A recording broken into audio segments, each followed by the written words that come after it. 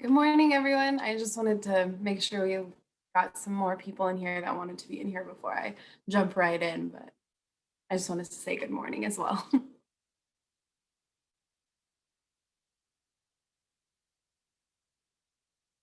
Okay.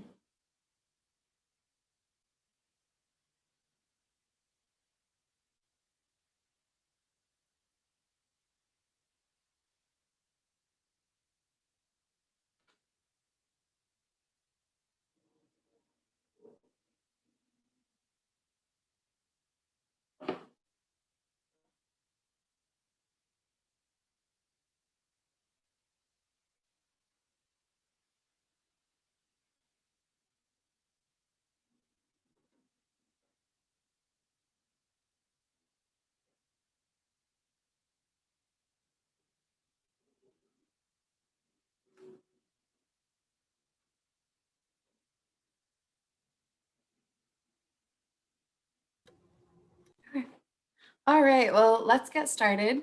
Good morning, everyone. My name is Hanan Al-Zubaidy. I use she, her pronouns, and I am the Director of Education at Larch Correctional Center.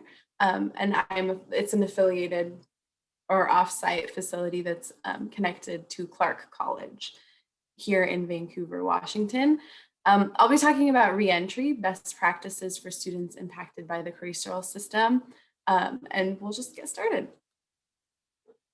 Okay, so I want to talk a little bit about myself before I jumped into the topic itself. I started at Larch through an internship program in my graduate program, and this was at Portland State University's PACE program. And so I saw an internship posting and I thought, this is something that I'd never heard of, higher education inside correctional facilities. And so it sparked an interest in something that I'd never come across before. And that internship honestly changed my life. I was an intern there for 6 months in a GED classroom. And so I was working with students, getting them ready and prepared for the GED test, but also working on reentry stuff. So I was working with students on completing their FAFSA forms, college applications. And then from that, I actually got a position as the Reentry Navigator at Larch Correction Center. And I'll talk more about what exactly the Reentry Navigator does later on. And then just recently, I accepted the position of Director of Education there. And so now I'm overseeing the program. And a little bit about Larch. So Larch is a minimum security facility in Washington. It's up on a little mountain, so it's quite a drive to get to work, especially this past week with the snow. It's about 480 beds, which means that, it means that so it's a minimum security facility, and what that means is anyone who's there is serving time, has only 1 to 4 years left on their sentence.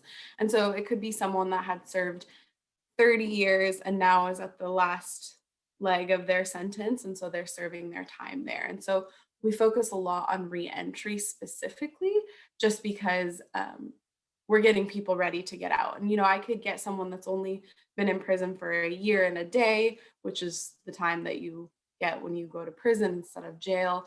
And so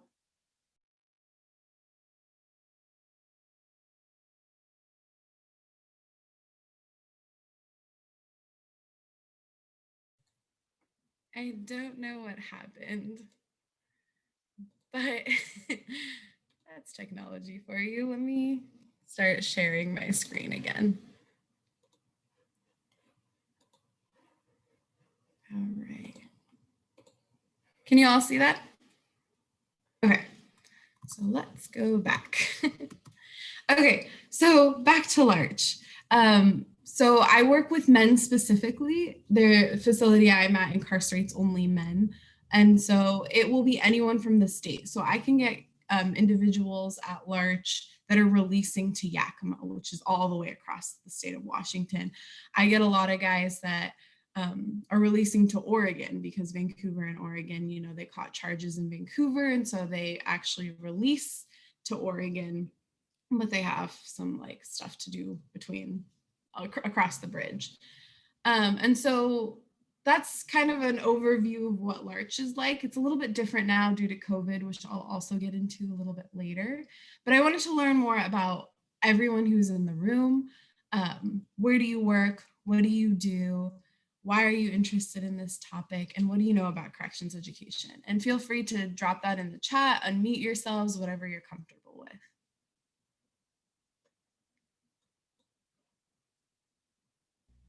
I can go.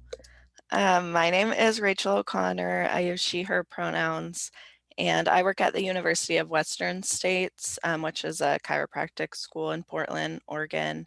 I worked at Concordia University for 5 years, and then they closed this past spring. So then I went to Western States after that. I honestly don't know really anything about corrections education, and so I'm excited to learn more. There's been times where I've worked with students because I worked in housing, so I would help students sometimes, like with reentry, trying to find housing and stuff around Portland. But besides that, I really don't have experience or know that much. So I'm just looking forward to learning more.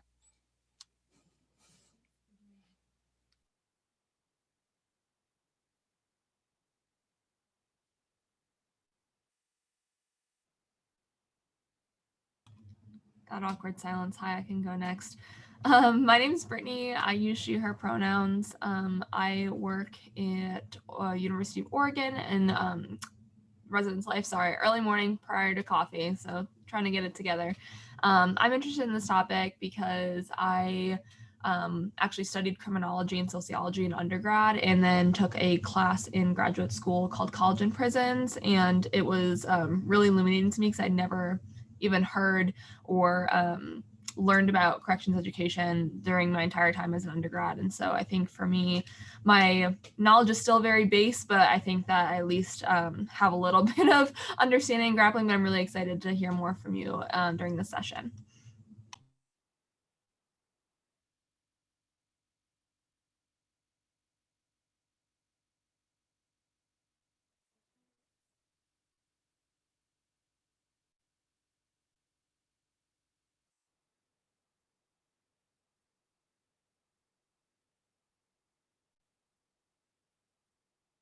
You don't have to speak up if you don't want to. You don't have to put it in the chat if you don't want to. But I just really like to open it up and hear from everybody because a lot of the times prison education specifically, but prisons in general by design are out of sight, out of mind.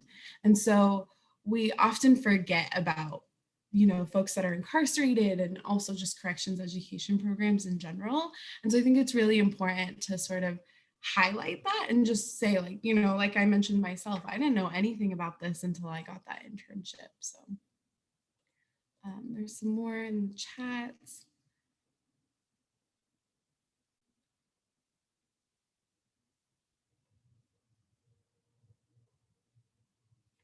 Awesome. Okay, well, I'm excited. We'll move to the first activity that I have planned. There we go. Okay, so the first thing I just want to prompt us is to start thinking, thinking about the things that we know, what we don't know, and some biases that we might already have. So what do you think when you see this image? And you can chat, you can speak up 1 word, 2 words, a sentence. What are some pop culture references that you know of that sort of impact the way that we see corrections? And just feel free to drop that in the chat or speak up if you'd like. Orange is the new black, restraint, dehumanization, alone. These are good. Caged.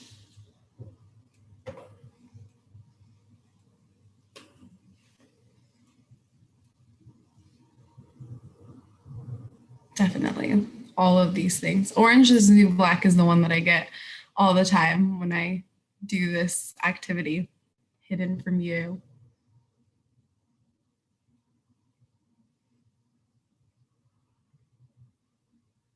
Can't see her face. Disciplinary punishment, not restorative.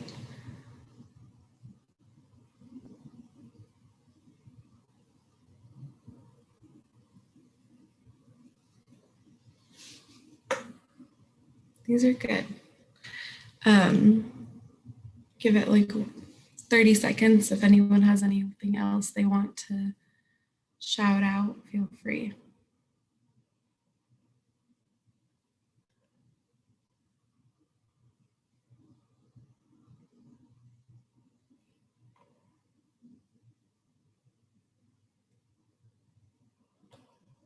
Okay, we can move on to the next. So this activity sort of connects to a language statement that was created by some colleagues of mine in corrections education in California and in Washington. And I think it's very critical. A lot of the times I'll get comments like inmate, felon, and so really talking about the language that we use. And so the statement reads, when looking to engage with system-impacted students from this marginalized population, please refrain from using stigmatizing language. Words such as offender, inmate, felon, ex-felon, or convict suggest that people are no more than their conviction. Those negative labels only serve to dehumanize and re-traumatize the students we serve. We recommend humanizing language such as incarcerated people, formerly incarcerated people, or justice-involved people, which centers the person and not the conviction. As educators, we know exactly how powerful the language is that we use. And so this is something that I come across in our classrooms every day, is getting the guys that we work with to change their mindset about, you know, I'm more than a felon. And so really in our space, in our college environment, as soon as you walk through our classroom doors, you're a student, and I don't want to hear anything about your convictions or how you're a felon and you're not going to amount to anything. Like, that stops at the door. And so that starts with us using that language and making sure that we use that language ourselves. So just a quick little overview. I will be talking about some just overview on mass incarceration in education, the school to prison pipeline, then specifically the Washington Reentry program, and reducing recidivism. What can we do on our college campuses? So to start, I'm going to show a little video.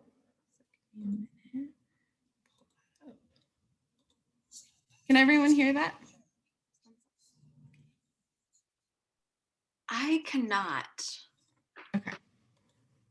Let me stop share and then reshare. Share sound. Okay, that should work. Up. Now, crime is also messed up. Bad things happen to good people, and that's terrible, and something should be done about it. Well, we send people to prison to be punished, and to prevent them from doing bad things again, and to deter others from breaking the law. Punishment, corrections, and deterrence. Now, we have this habit of thinking of prisoners as something very external to society. After all, there are literal walls between them and society, walls capped with razor wire and watched over by people with guns. But millions of prisoners are released each year. Today's prisoners are tomorrow's neighbors, so corrections should probably be the most important piece of the incarceration pie. Unfortunately, it is not. We are, however, really good at punishment.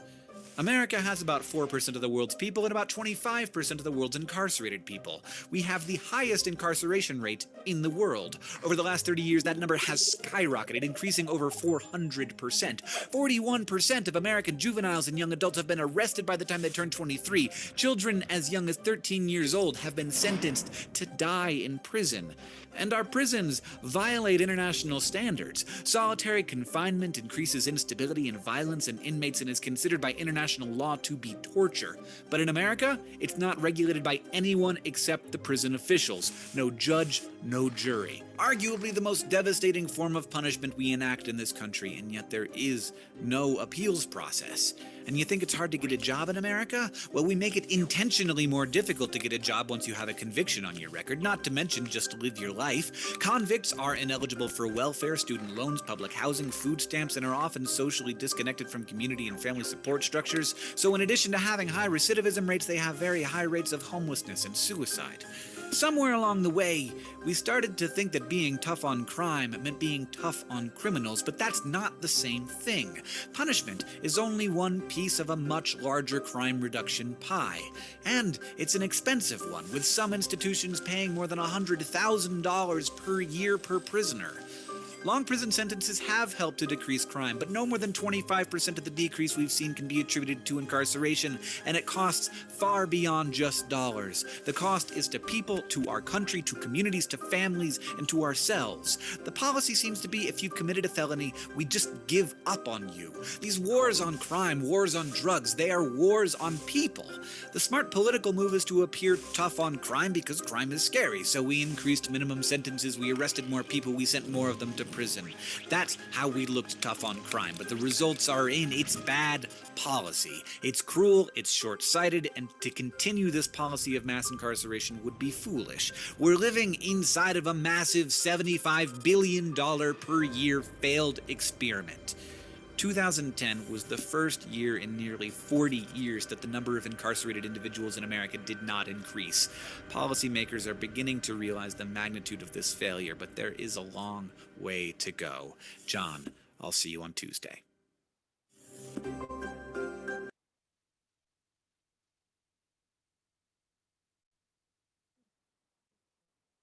So I just wanted to share that video because I think it captures, in essence, mass incarceration.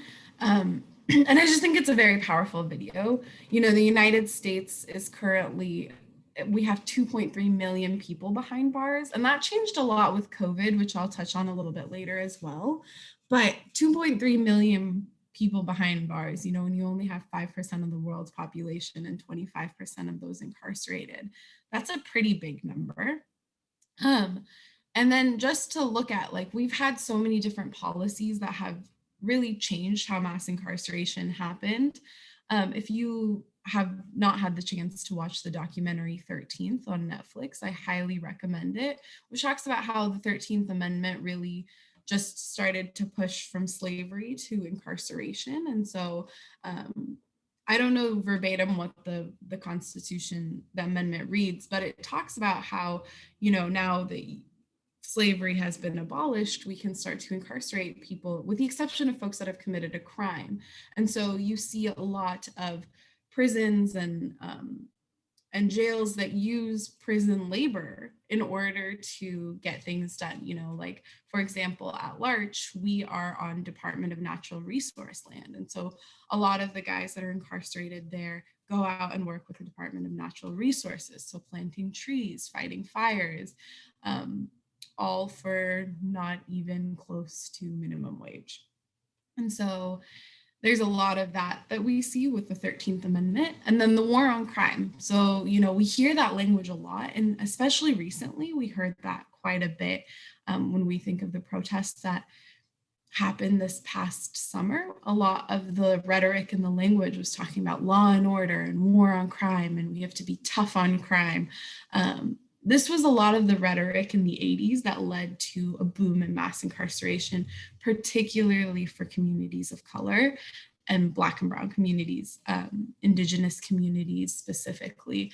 We're seeing a lot of that. So the criminalization of the civil rights movement as well, that also led to a lot of, you know, incarceration. And it's a trickle down effect. So if you have a relative that was incarcerated, and the likelihood that their children will go and be incarcerated as well increases. There's so many different factors at play there. And then the war on drugs was another really big one. We saw, I think the conversation often comes down to crack and cocaine when we talk about the war on drugs, and how the one that we saw in white communities had less of a punishment associated with it, whereas in Black communities, it had a harsher punishment associated with it. And then mandatory minimum sentencing. So, you know, these policies that are made out to seem like they're somehow going to be helpful, but they're actually not. A lot of the times judges will impose harsher sentences on, like I said, Black and Brown communities. And then there's just a massive connection between poverty and incarceration. Poverty is a significant indicator of who will be incarcerated. Whether or not people spend time locked up also depends on their wealth or lack of wealth. So when we talk about the bail system, folks spending time in prison that are innocent because they can't post bail. And so it really calls into question the concept that we have of guilty until, or innocent until proven guilty. For a lot of folks, it's actually the opposite. You're guilty until proven innocent, and folks will lose their jobs because they can't post bail, and family connections are impacted, all that sort of stuff. So really looking at how we incarcerate folks that are living in poverty a lot more than we are the wealthy. And so we see that, like, you know, people who have the money and the resources, they're going to spend barely, if any, time in prison. And then just like other things that we talked about, you know, the new Jim Crow, the Jim Crow laws that we saw and how those impacted communities of color. There was just so much that goes on that feeds or funnels into the system of mass incarceration. And so here I have a little photo that talks about just the likelihood of lifetime imprisonment, and based off of, you know, men, women, Black women, Latino women, Latino men, just looking at that, and you can see like 1 in 3 Black men face a lifetime likelihood of imprisonment. These numbers they're high, and a lot of times it sort of gets glossed over, but it's definitely disproportionate to what we see. I have a little slide about race and incarceration in the state of Washington. That's where I work, and so I'm familiar with that. The race and incarceration are very closely connected. We see that, you know, the Pacific Northwest is oftentimes known for being white, but we imprison folks from communities of color at a much higher rate, particularly in these rural areas where it is majority white. So despite being a predominantly white state, we incarcerate Black and brown people at higher rates. And then also like from Native communities as well. I work with a lot of students that come from Native communities. Yeah, that's just like a overview of the state of Washington. And then I pulled some stuff about Oregon as well, because I thought it was important. We are all working in Oregon. If you see like the United States numbers up here, and then you look at Oregon in ranking compared to other countries, it's pretty staggering. I mean, you know, our neighbors to the north, Canada, are pretty far down on the list compared to Oregon. And so it really makes you think, like, why is this happening? What are the factors that are leading to these numbers that we're seeing? And one of them is the school to prison pipeline. And this sort of is where a lot of my interest lies, because it connects, you know, I work with students who come essentially from this pipeline into our systems and then walk back into our classroom. And so for me, it's very important that we acknowledge the trauma that happens in an educational setting, in our classrooms, in the K through 12 system, in our community colleges, wherever these students have come from, there was a trauma that was associated with that. And so when I think of a corrections education environment, I also have to think of, how do I address the trauma that was associated with this school to prison pipeline that impacted so many of our students? And one of them, you know, the K through 12 system has been no stranger to the policing of Black and brown bodies with the incorporation of zero tolerance policies. So a lot of these happened after the Columbine shooting.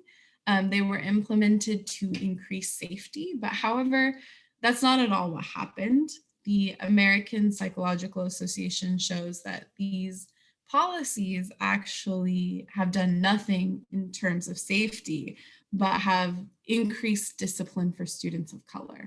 And there's a lot of footage out there of, you know, police officers in schools and children getting misdemeanor charges for acting out in the classroom. And as educators, we know that, part of being an educator is working within your classroom and facilitating your classroom.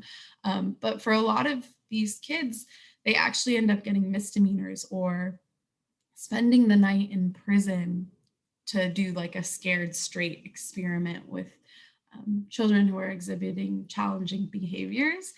And that happens a lot with students with disabilities, especially. So we see that also disproportionate with those students. And I regularly, I get feedback from students on a regular basis about their experience in school, in the K through 12 system. They did not like going to school. A lot of them dropped out, as young as elementary school. And here I am getting them enrolled in a high school diploma or GED class. And I've had students that have just had some severe trauma associated with it. And one of my job duties is to get transcripts for students. And I see students bounce around a lot between schools because of getting expelled or, having to go to like an alternative school and just like being bounced around the state as a result of that. Excuse me. I don't know why I have a little tickle. School performance and incarceration, we see that a lot as well. When students are having challenges in the classroom, they're not actively seeking help or being helped in the classroom. That also really leads to dropout rates and then in turn incarceration. And then one other really interesting thing, which I realize this is not a very clear slide, is that there's actually a direct connection between zip codes with high incarceration rates and the performance of schools. And that really calls into question, our No Child Left Behind and these policies that we had in place, that were associated with school performances. But really, we saw that the lower the school performance rates were, the higher the likelihood that the students there would end up incarcerated or impacted in some way, justice involved in some way. Also, if you have questions and stuff, feel free to pop up if I'm going too fast. When something becomes sort of like your wheelhouse, you get really excited and you talk about it fast. So feel free to jump in at any time. Educational attainment. So 68% of those incarcerated in state prisons did not receive a high school diploma. And this is something that I see often. Conversations that I have a lot of times with students are, you need a high school diploma in order to get a job, but a lot of folks don't want to. They've had a lot of trauma that's been associated with being in the classroom, and they're not interested in, getting their high school diploma. But we have to like actively change that mindset and work with our students to be able to get them to realize, our classroom will be different and you're a part of this classroom and we want you to be a part of the conversations that are happening. Let's go forward. Group breakdowns of non-high school completions, just really quick, like we see a lot of this in the facilities that we work at as well. For males and the breakdown based off of race. This one I see a lot, 66% of individuals with a learning disability. There is no disability services in corrections education. And I will talk about that a little bit later. There's a lot of different factors with that as well. Okay, so I will talk a little bit about what we do in the state of Washington. So we have a state board of community and technical colleges in Washington, which oversees all of the community colleges. And it has a contract with the Department of Corrections. And this contract states that you will provide education services in all of the prison facilities in Washington, which I believe is 12. And so there is a community college associated with each one of the prisons in the state of Washington. So for Larch Correction Center, we're associated with Clark College. And so Clark College goes in, we're contracted, we provide anywhere from like high school plus and GED, which is required by the Department of Corrections. So any student that comes in and doesn't have that, they are required to be enrolled in those classes. And then we also offer a business degree, so an Associates of Supervisory Management, and that's an optional track that students can take if they want to get their degree or associates before they leave. They can opt to enroll in those classes, and we can enroll them based off of a lot of other factors. And additionally, in that contract is something called the Reentry Navigator position. And so we have Reentry Navigators on the inside and on the outside. So that means we have Reentry Navigators in all 12 of the facilities, and then Reentry Navigators at 10 of the facilities. And I'll talk a little bit more in depth later on about how that collaboration works, but it's critical in addressing that educational attainment. Just going over a little bit of what it looks like in the classroom in corrections. So like we said earlier, 68% of those incarcerated don't have a high school diploma. We have vocational and basic skills available. There's very limited access to academic resources. So, you know, when you have a student that comes onto your campus and you can direct them to, like, say, financial aid or counseling services, disability support services, you can direct them across the board to a lot of different folks to be able to help them. It's like a holistic approach. In corrections education, it's not like that at all. We have myself and then the faculty and a reentry navigator who essentially has to do all of that for the students. So access to academic resources are very limited. There's no connection, internet connection inside prison. So when we were talking about bringing up classes, you know, you can't tell a student like research this and you'll be able to write this paper. They don't have access to the internet. And so how do you research? We have to get a little bit more creative, and it can pose a lot of challenges because if we have to present the information to students, like if I have to tell my student, you can research, but these are the only things that I have that you can research, like these are the only outdated textbooks that we have, it really makes you, like, the academic integrity of what you're presenting, like, is the student getting a fair education to not be able to research whatever they wanted to, like a student on a main campus might be able to. So there's a lot of stuff that comes up with that.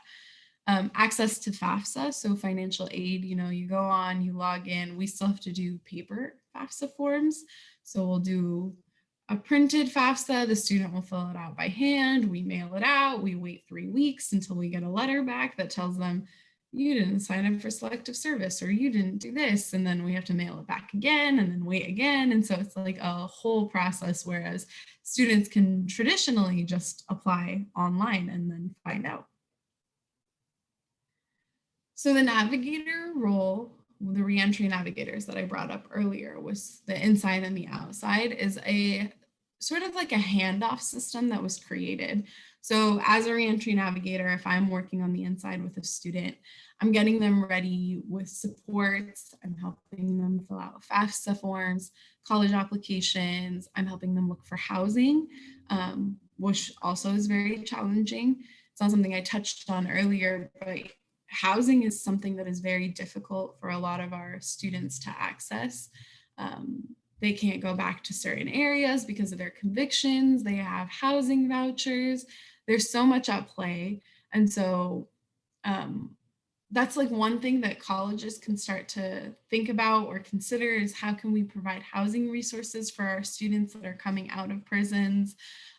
Because housing is, you know, the housing market's very challenging if you have a conviction. We help provide them with resources while they're inside, workshops. So workshops ranging from how to write a resume, how to use a computer. Because of, like I said, you could have a student that's been incarcerated for 30 something years and hasn't really had access or the ability to work with computers or the internet or cell phones even. And then you're gonna sort of have them walk out into this world that's so inundated with technology is really challenging. So we do a lot of workshops around those things. And we facilitate a lot of wraparound support. So working with a student really from like the moment that they come to the facility, and then there's a handoff process. So we'll set up a phone call with the Reentry Navigator at the community college that they're planning on going to, and get them like, that is your point person that you go to. But that's a lot, right? Like that's a lot, just thinking of like being a student that's going to college and how overwhelming that already is. But now also add like figuring out housing, rebuilding familial connections that may have been severed during your time incarcerated, support services, having to check in with a parole officer, having to do regular drug tests, having to find a job. You know, there's so many different things that our students walk out with that there are a lot of challenges that they have to face. And so we try to set up as many of those as we can, and just really remind them about the support services that are available at the college. And so how can we get you to those support services in the event that you need them? And so why Education Navigator? So here's a map of the state of Washington. Here's Clark County. So this is where we're at. Larch is somewhere over here. We have Reentry Navigators in each one of these counties. This area sort of all falls under 7. These all connect to one of these navigators. So the navigators that are out in the community work across the state. They're serving entire counties. They know what housings are available in those counties, and they're working with them. But they're housed out of the community college campuses. So that's where their offices are, and that's where their primary work is with individuals who are planning on going to school. The Navigator impact. So we, in the 17-18 academic year, around 8,587 people participated in the community college program.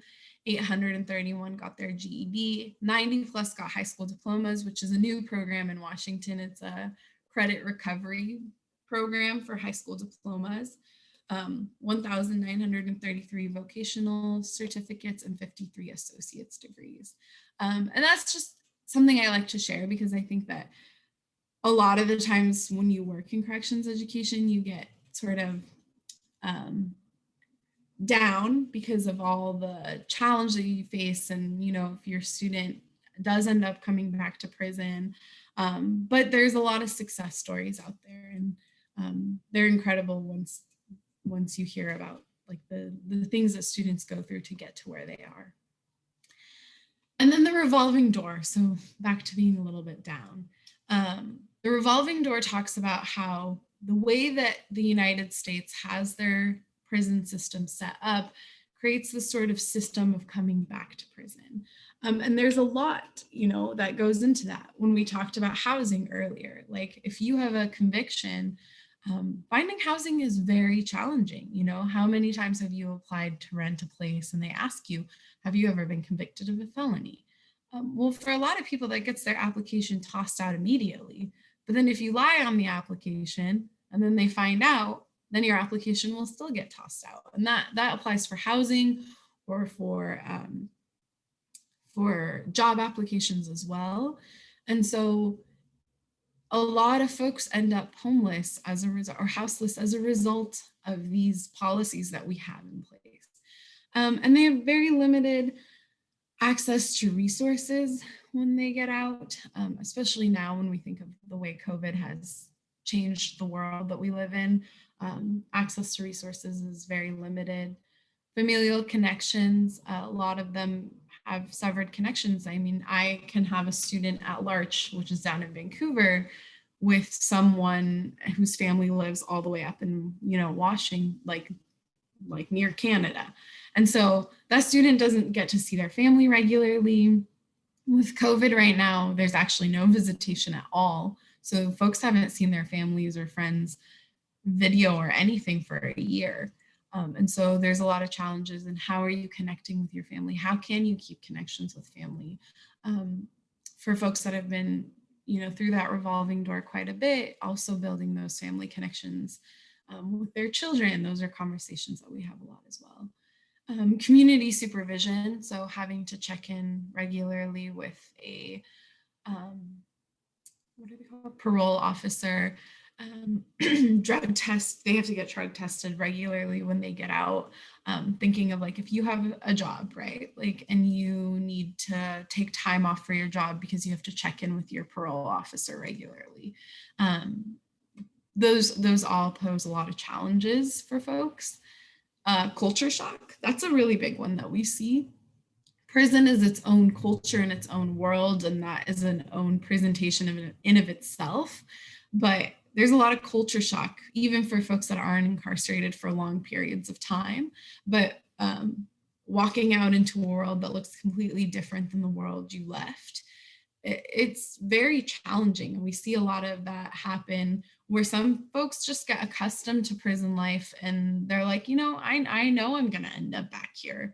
And so those are very challenging conversations to have as well. $40 in a bus pass. So that one talks about, what do people get when they walk out of prison? $40 and a bus ticket to get to where they need to go. Some folks don't have family picking them up, so they get dropped off at a train station and they get $40. And it's like, good luck. That's about it. Imposter syndrome. So that's something that we see a lot in the classroom, and that's something that I really want to work on with our students while they're in the classroom, is really getting them to think, I'm a student. So when they walk into our college campuses, they don't feel like they don't belong there. And then lack of cultural capital. So when we talk about, having the language to be able to navigate the world of higher education, a lot of our students don't have that. And so building that cultural capital as much as we can, but also cultural capital in terms of, just reentry in general. If folks don't know anything about taxes, if they don't know about like how to set up a checking or savings account, a lot of these things that we've sort of grown accustomed to just thinking as the norm, and how do people not know this? A lot of our students haven't had experience with that. And so we do a lot of workshops around cultural capital and how to navigate, skills that matter in order to navigate the world outside. And now I really wanted, now that you have sort of all of this information and you all know what you do personally on your main campuses, what is something that you as an individual, in whatever capacity you're working on at your college or wherever you're working, can do that impacts or that helps students that have who have been impacted by the justice system? So I can toss out an example. If I was working as a financial aid professional, I don't know if anyone is here, but how can I work within my specific space to make things easier for a student that's coming out of prison and wants to go back to school? We can drop that in the chat as well, or speak up.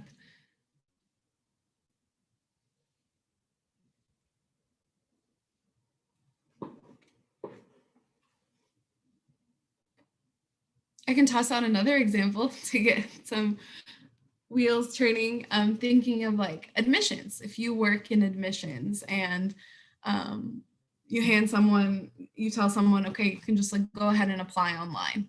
If that student has been incarcerated, they may not know how to pull up an application online. They don't have access to the internet.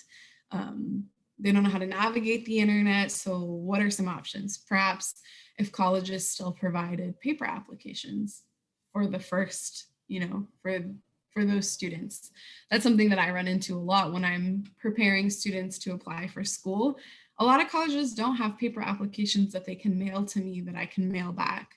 And it's always a very challenging conversation to have with folks about like, hey, can you give us a paper application? And they're like, we don't do that, just go online. And I'm like, I can't. Giving clear or step-by-step instructions on how to apply, register, use online classroom resources, etc. Yes. That's a good one. Providing paper materials and making them available for students so they can access. Oh yeah, that's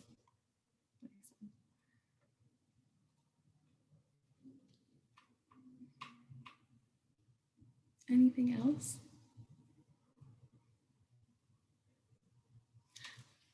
If you can't think of anything right now, I would really like that to be sort of your takeaway, because I think that we think of corrections education as something that's sort of outside of us and it's its own world, but really all of us in the roles that we play on our campuses can really impact our work with justice impacted students. And so really starting to think like, how can I make my environment more inclusive of students, like changing the language. I think Cree just said adjusting our language both internally and what we put online, saying that we welcome formerly incarcerated students. I mean, that in of itself, that opens up a door for students that I think is important. So really, that would be what I would want the takeaway to be, is what can I do personally to help folks that are coming out of prison and might be enrolled in our campuses. You know, if you're involved in student clubs or activities,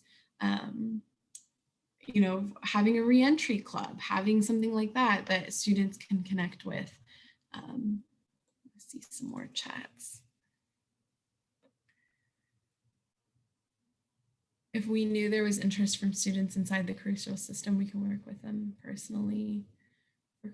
Career education staff learning about how justice impacted students navigate the job search to address their specific concerns. How do we know if students are interested or not? That's a good question. I don't think a lot of the students know if they're interested or not either, because it's not a world that they've ever seen themselves connected with. And so I'll talk a little bit more in a bit about what happened in Oregon recently with corrections education, but outreach to students, I think when there's language that talks about, you know, we welcome formerly incarcerated students, we have these services in place. I think that can open up the door for folks to want to reach out to the college and say, hey, I'm actually interested in your program. Like, it's interesting that you're specifically saying, like, we welcome you. And so connecting in that way. Let me see. So be a resource, you know, if someone comes onto campus, they don't have to necessarily disclose that information to you, but if you adjust your work in a way that is inclusive, regardless of whether or not you know if someone's been convicted of anything,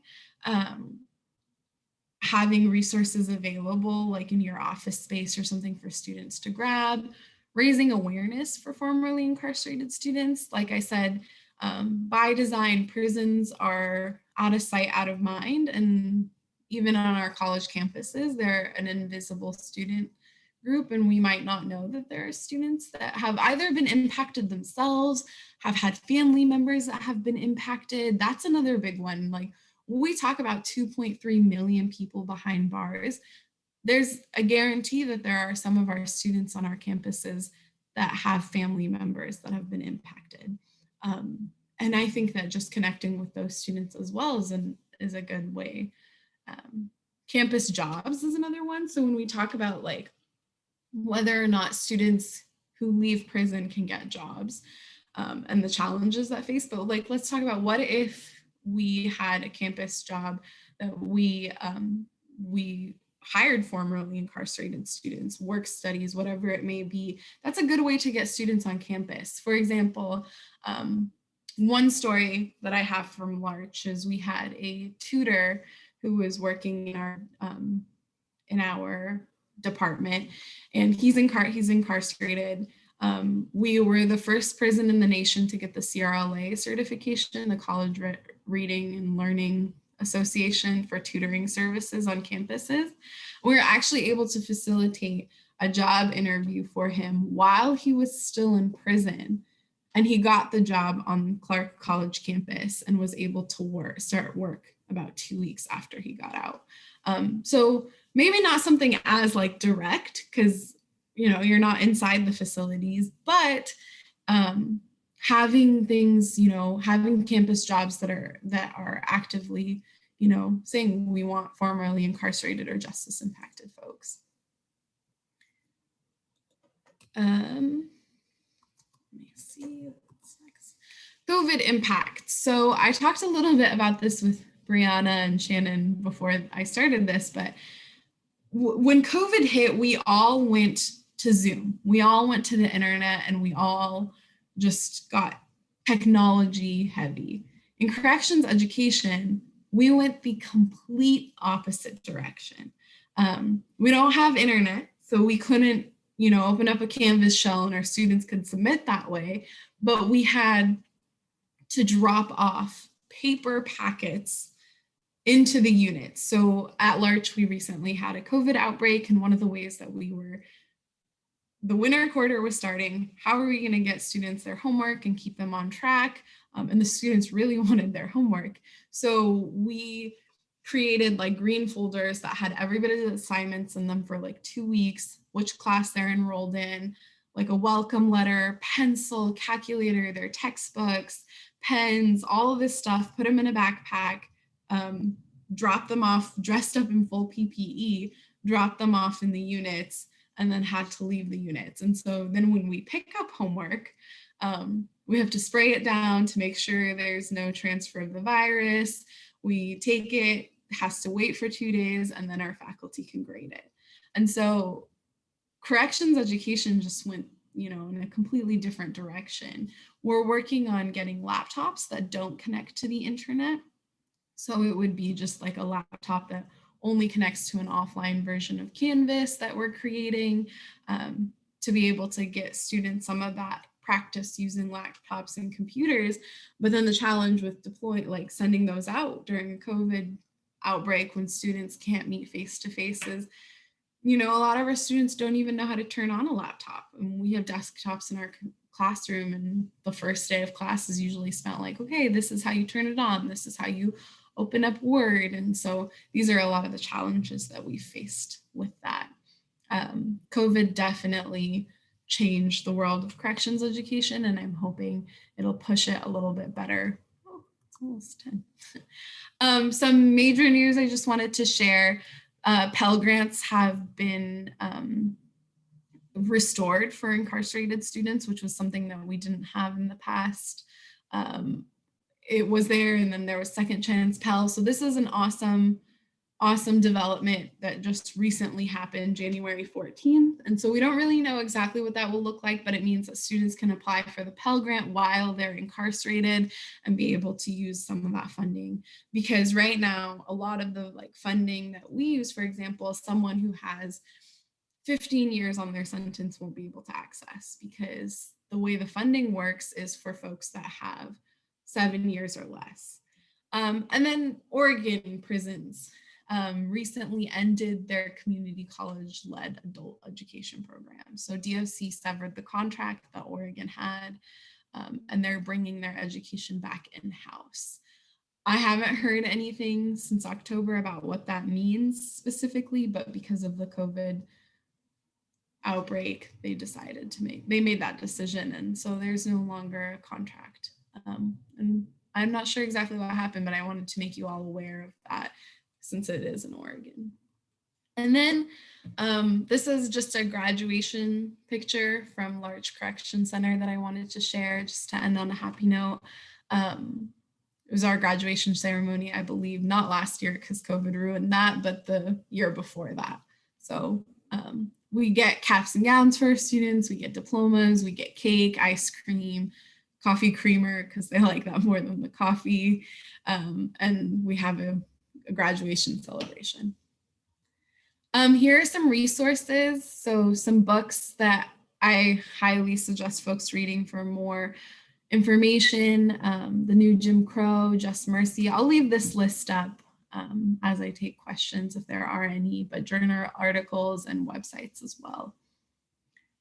But yeah, so that's all that I have. I hope that it was helpful, and if anyone has any questions or anything like that, feel free to unmute and I will see if there's any in the chat as well.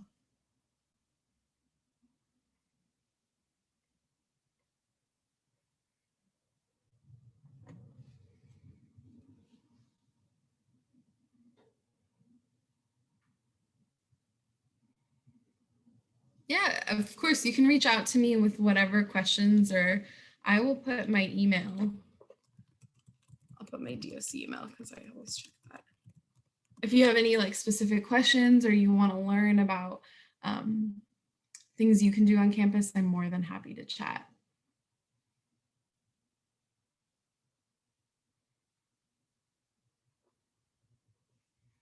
Thank you.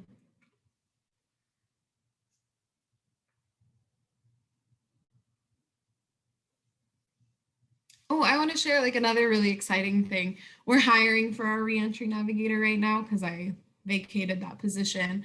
And we actually got a formerly incarcerated student to serve on the hiring committee because, you know, their voice is critical and they should have a voice in what kinds of people are working in prison. They know more than we do about that experience. And so super exciting. There's small wins everywhere. So.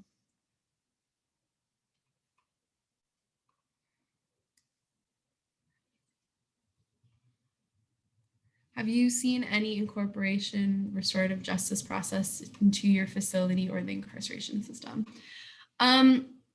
Facility wise, with like Department of Corrections, I haven't really seen a restorative justice approach, but we try to do that in our classrooms. So one thing that we moved to change was getting rid of writing infractions. So if someone was misbehaving in class, the tradition would be to write an infraction for them, which would lose custody points, and there's like a punishment process through the DOC.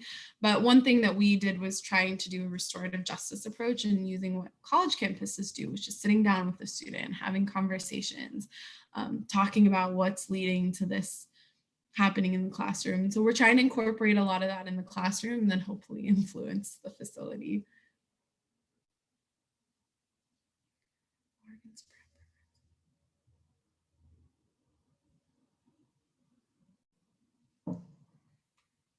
It looks like there's a lot of resources that folks know about in the chat box too, if you wanted to check some of those out. I've never heard of them. I know that Portland State University does have like a reentry program that I'd heard about, but I don't know much about either. Any other questions, comments? Thank you all so much for being here this morning. I really appreciate it.